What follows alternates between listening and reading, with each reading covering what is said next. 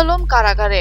যৌতুকের দাবিতে স্ত্রীকে মারধরে অভিযোগে গ্রেপ্তার আশরাফুল ইসলাম আলম ওরফে হিরো আলমকে জেল হেফাজতে পাঠানোর নির্দেশ দিয়েছে আদালত। আজ বৃহস্পতিবার দুপুরে মামলার তদন্তকারী কর্মকর্তা বগুড়া সদর থানা উপপরিদর্শক এসআই আব্দুর রহিম হিরো আলমকে বগুড়ার জ্যেষ্ঠ বিচারক হাকিম আদালতে হাজির করেন। শুনানি শেষে বিচারক শাহরিয়ার তারিক তাকে জেল হাজতে পাঠানোর নির্দেশ দেন।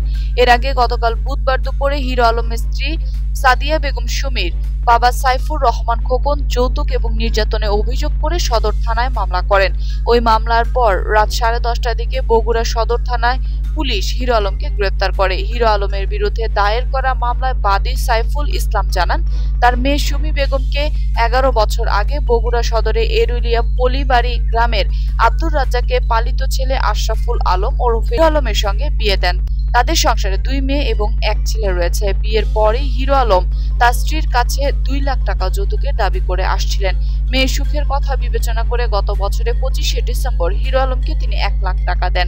আরও 1 লাখ টাকার জন্য হিরো আলম তার স্ত্রীকে প্রায় মারধর এবং নির্যাতন করতেন। গত মার্চে হিরো আলম যৌতুকের দাবিতে স্ত্রী সুমিকে বেধড়ক মারধর করেন। পরে তাকে চিকিৎসার জন্য বগুড়া শহীদ জিয়াউর রহমান মেডিকেল কলেজ হাসপাতালে ভর্তি করা হয়।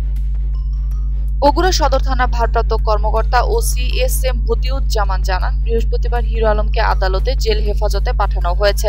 আদালতে হিরো আলমের পক্ষে আইনজীবী ছিলেন অ্যাডভোকেট এস.এম.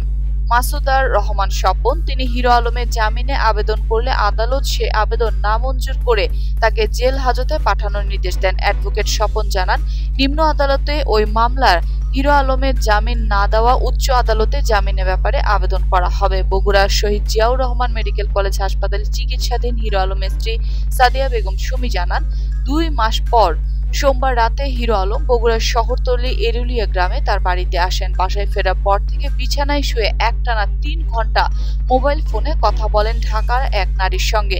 এর প্রতিবাদ করলে সোমবার রাতেই তাকে বেধড়ক মারধর করেন হিরো আলম। সুমি অভিযোগ করেন, হিরো আলম ঢাকায় দ্বিতীয় বিয়ে করেছেন। এ কারণে বগুড়ায় থাকা স্ত্রী সন্তানের কোনো খোঁজ খবর রাখে না এবং সংসারে খরচও দেন না। এর প্রতিবাদ করায় এর আগেও তাকে শারীরিকভাবে নির্যাতন করে হিরো আলম। মামলা তদন্ত কর্মকর্তা সদর থানার উপপরিদর্শক রহিম উদ্দিন জানান, হিরো আলমের বিরুদ্ধে এটি প্রথম মামলা নয়। এর আগে 2012 সালে 18 এপ্রিল বগুড়া সদর থানায় নারী এবং শিশু নির্যাতন দমন আইনে একটি মামলা করেন। একটি মামলায় তিনি এজাহার নামে আসামি। এসআই আব্দুর রহিম আরো জানান, থানার রেকর্ডে দেখা যায় হিরো আলমের নামে 2012 সালে সদর থানায় একটি অপহরণ মামলা দায়ের করা হয়েছিল।